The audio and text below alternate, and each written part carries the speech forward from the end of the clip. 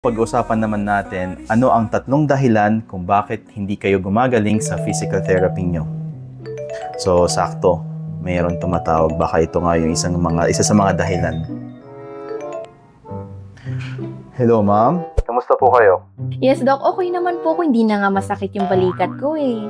Oh, talaga? Opo, Doc. Yun lang, may sasabihin kasi ako, hindi ako makakapunta sa PT session natin. So, hindi kayo makakarating po ngayon. Oh, Doc, kasi alis na ako. Nasa airport na nga ako actually. May urgent business matter kasi ako dun sa US.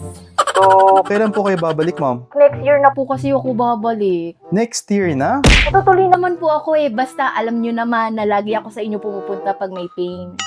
Pero alam niyo naman po na hindi naman to magiging maganda yung progress, ha? Oh, sige po. Ingat po kayo. Thank you. Okay po, Doc. Thank you so much po. See you na lang po next year. Thank you po.